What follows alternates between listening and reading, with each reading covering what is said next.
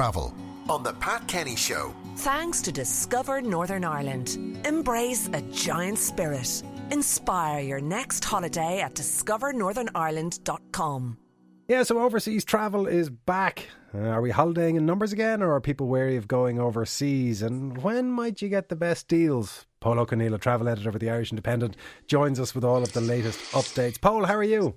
I'm not too bad, Anton. How are you doing? I'm good. Give us the sense of where we're at with international travel at the minute. I suppose the best way to put it, it's picking up, but it's nowhere near what it was. We're not partying like it was 2019 at all yet.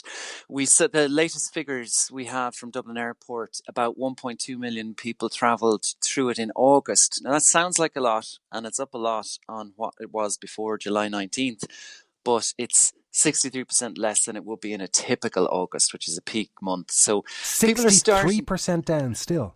Yeah, absolutely. And it's going to stay like that for a while. But we are starting to see signs of crunch times when people will be looking to travel and prices are starting to rise. And I probably don't need to tell you what they are. Anyone with kids will know about midterm. Anyone who has family looking to come home or travel overseas at Christmas will know there's going to be a spike there. And last week, Michael O'Leary said that he expects prices to rise dramatically next summer. Now, it's in his interest to say that because he wants us to book flights, but I think he's onto something. There's less capacity, and a lot of us wouldn't mind getting overseas after spending the last 18 months at home. Which, of course, we can do if we do it within Europe. What's the story with the US? Because Donald Trump attempted, in fact, did, I think, technically open the US borders for about a minute and a half on his way out the door, and then Joe Biden slammed the door after him.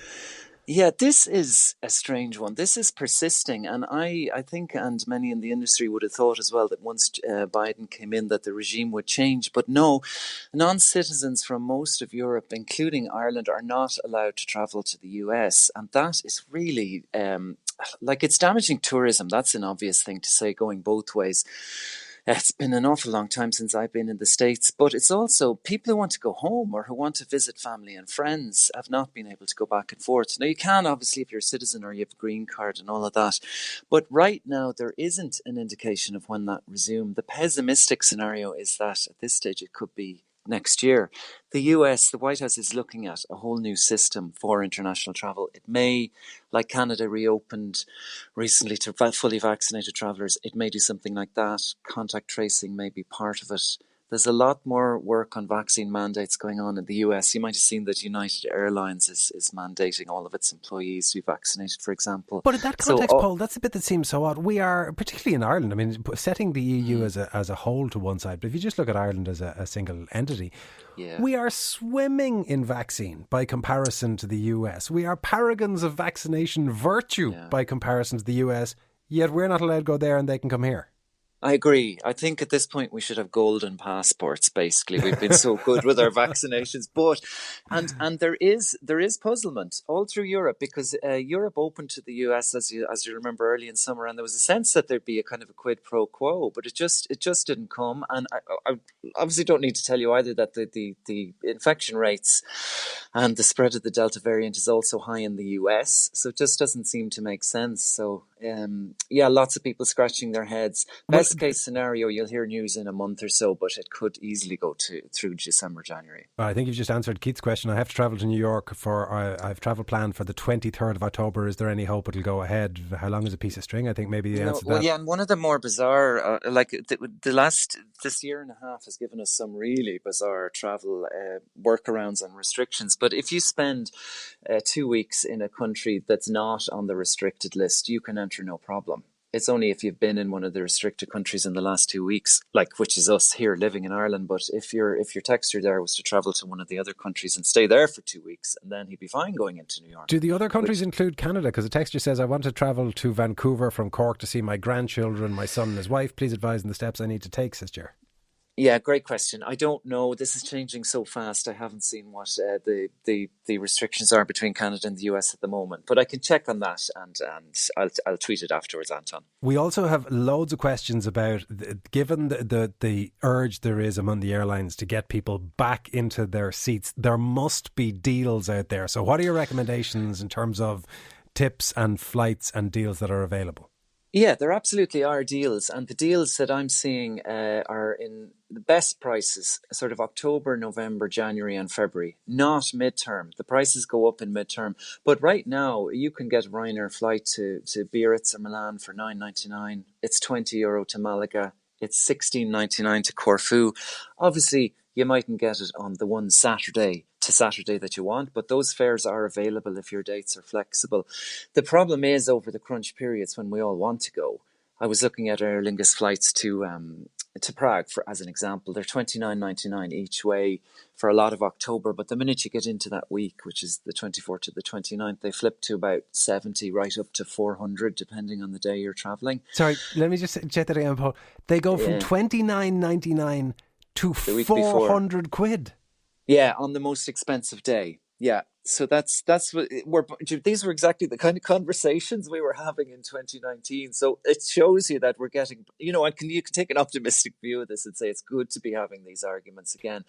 But yeah, that's a crunch point. If you can travel outside of those periods, if you can go midweek, if your dates are flexible, you'll get the deals. And it's the same with the package holiday makers. Like, you can get an entry-level holiday with TUI, for example, from Dublin to Rhodes this month. Now, this is a 2-star hotel, so it's very entry-level. It was €299 for a week, including flights and accommodation. Clickandgo.com's, another tour operator in Ireland has a 4-star package in the Algarve from just under 300 quid. The problem is, of course, when you flip to midterm, they get higher, which is when people with kids might be thinking of going. So there are deals, and those deals aren't going to stick around forever. And I do think, particularly if you're looking at that sun holiday next year, it's an idea to start having a look at the worst case scenario. At least people who book now or look at deposits now do get pick of the bunch. Well, what if you're not worried about the sun? We got a question asking, can you ask Paul for any recommendations for Christmas markets suitable for kids in mid-December? That's a great question, and that's a brilliant time to go. I'm glad they said that, because what you want for the Christmas markets is to be able to see your breath in the air and have a chance of snow, and to cradle that hot chocolate and the glühwein in the hand while you're browsing around. I'd look at Krakow as an example. People just love that Polish city. It's beautiful at Christmas time. I think it's worth looking at Cologne. You get a great mix of kind of museums and regular shops, as well as the wooden huts set around the squares. So it's good for both adults and kids. There too. Germany tends to be great for Christmas markets. Berlin is another good one, actually. You don't tend to mention it when we chat about Christmas markets too much, but it has loads of them, and also a great city to go to with kids generally. If you can go with the kids, I can't sort of endorse going during the school week, obviously, but obviously when you choose the days to get your flights, that's when you get the best deals, rather than going out Friday night, back Sunday. Do you know what I mean? And what about the cost comparison? Because I've talked to a number of people who have had staycations in Ireland whose reaction when they came back was, well, that was very nice, but for the same price I could have gone to, and what follows is a list of places that have sunshine. Yeah. I'm struggling with this argument, because I really feel like it's kind of, there's a knee-jerk element to it, that oftentimes when you see these tweets about, there's a hotel in Killarney in summer that's €1,500 for 2 nights, and that's ridiculous, and I could be in Lanzarote for the week. But oftentimes it's a 5-star hotel, it could be a suite, it could be it's peak season, etc., etc. So I'm not sure always that we're talking about like for like. Prices are definitely comparatively higher. There's no doubt about it. I was speaking to a friend of mine this week who's going to Valencia. He's booked an Airbnb for a month for €1,000, and he's going to sit outside and eat cheap tapas and drink a lovely beer, and he's not going to pay as much as he would do in Ireland. But this is also a country where it's expensive to run a business, and there are staff shortages, and there are supply problems, and our hotels and our industry have spent the guts of 2 years opening and closing and backs to the wall trying to support themselves and their families. So I'm just conscious that we all need to try and bring a bit more nuance to that debate and not scream rip off, but look for value rather than just the price. And let's be clear, it's lovely, Paul. A lovely country, do you mean? Indeed, yeah. There's a lot to be said for it. And as I look outside, we wouldn't even need to roof it That's today. the spirit. Paul O'Connell, a travel editor at the Irish Independent. Thank you so much.